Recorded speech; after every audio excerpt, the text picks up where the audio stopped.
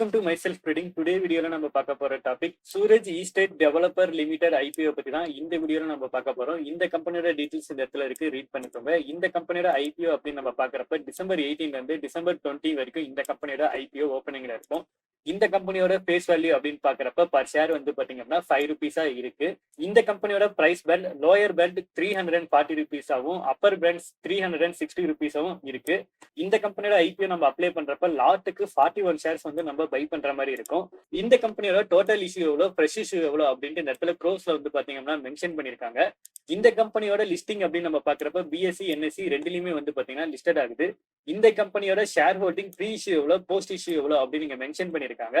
இந்த company retail ட்ரேடருக்கு 35% வந்து பாத்தீங்க அப்படின்னா ஆஃபர் பண்றாங்க. அதனால அப்ளை பண்றவங்களுக்கு கிடைக்கிறதுக்கான சான்சஸ் வந்து பாத்தீங்கன்னா ரொம்ப அதிகம்.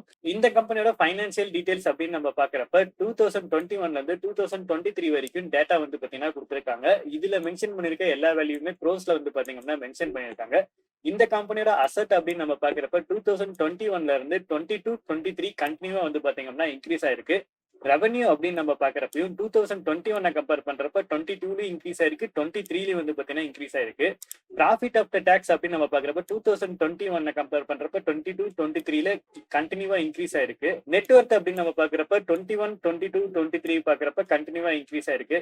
டோட்டல் போரிங் அப்படின்னு நம்ம பாக்குறப்ப 2021 கம்பேர் பண்றப்ப 22ல இன்க்ரீஸ் ஆயிருக்கு, 22 கம்பேர் பண்றப்ப 23ல வந்து பாத்தீங்கன்னா கம்மி பண்ணிருக்காங்க.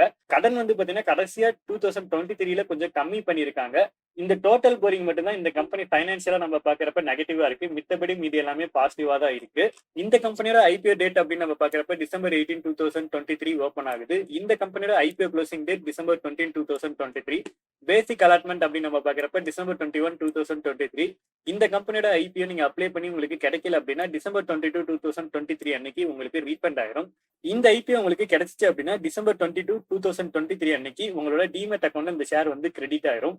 லிஸ்டிங் டேட் அப்படின்னு நம்ம பாக்குறப்ப டிசம்பர் 26, 2023. இந்த கம்பெனியோட ஐபிஓ நீங்க அப்ளை பண்ணணும் அப்படின்னு நினைச்சீங்கன்னா டிசம்பர் 5 PM முன்னாடி இந்த கம்பெனியோட ஐபிஓ நம்ம அப்ளை பண்ற மாதிரி இருக்கும். ரீட்டைல் ட்ரேடர் அப்படின்னு நம்ம பாக்குறப்ப ஒரு லாட் அப்படிங்கிறப்ப 41 ஷேர்ஸ் பை பண்ற மாதிரி இருக்கும். இதுக்கு இன்வெஸ்ட்மெண்ட் அமௌண்ட் அப்படின்னு நம்ம பாக்குறப்ப 14,760 ருபீஸ் நமக்கு தேவைப்படும்.